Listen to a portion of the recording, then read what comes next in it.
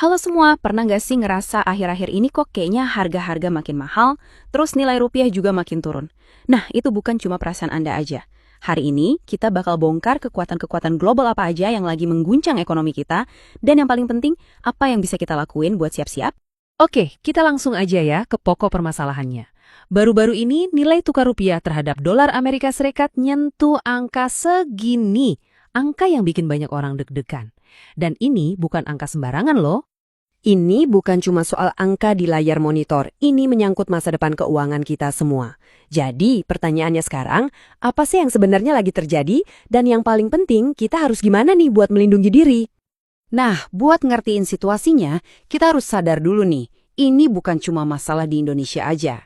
Ini tuh kayak badai ekonomi global yang lagi datang, dan ada 4 kekuatan besar di belakangnya.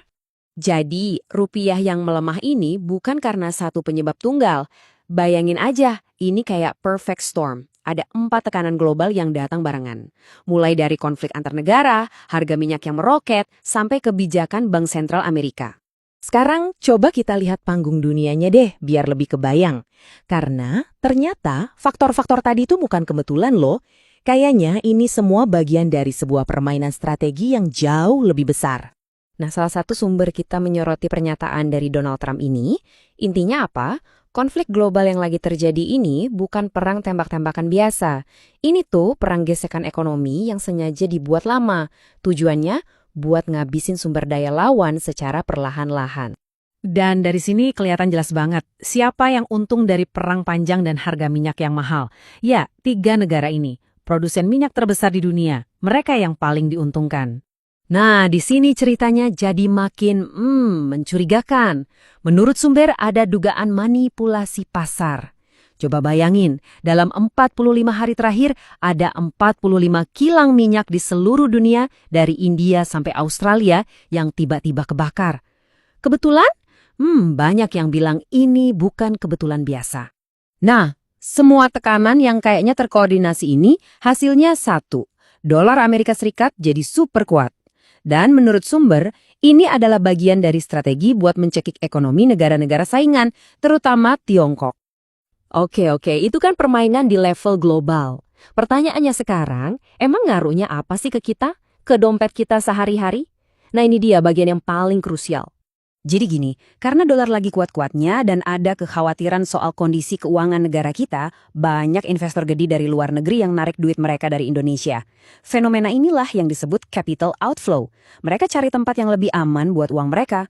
Coba deh, kita pura-pura jadi manajer investasi global, punya duit triliunan. Di satu sisi ada pilihan investasi di Indonesia yang nilai rupiahnya lagi turun.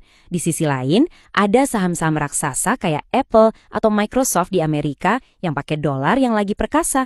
Kira-kira Anda bakal pilih yang mana? Jawabannya cukup jelas kan?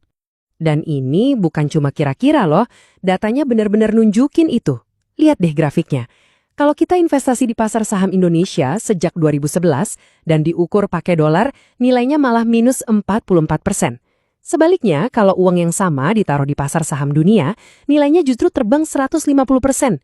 Jauh banget kan? Uang yang keluar dari Indonesia ini nyiptain efek domino. Harga barang impor jadi mahal. Coba bayangin, dari bubble wrap buat yang jualan online sampai bahan baku pabrik semuanya naik. Ujung-ujungnya yang kena ya bisnis dan kita-kita juga. Oke, cukup dengan berita buruknya. Sekarang, bagian yang paling penting, solusinya. Dengan semua info ini, gimana caranya kita bisa bikin semacam perisai keuangan buat ngelindungin diri dari badai ini?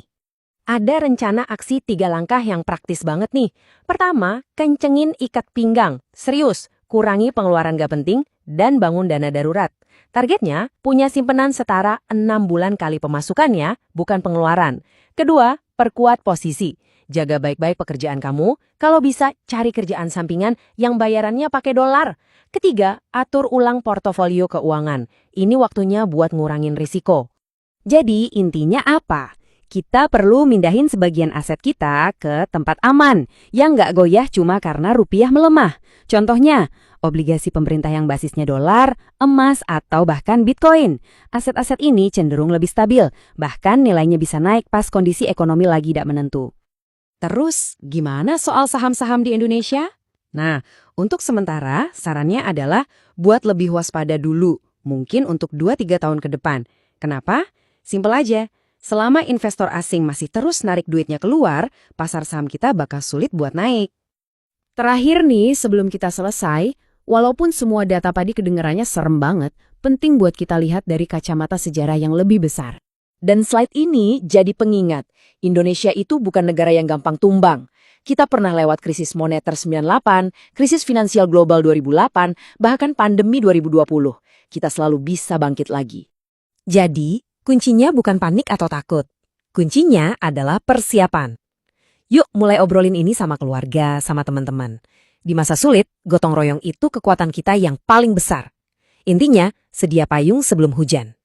Pembahasan kita hari ini bukan cuma buat nambah wawasan ya. Ini adalah panggilan buat kita semua untuk bertindak. Coba sekarang, renungkan kondisi keuangan Anda masing-masing.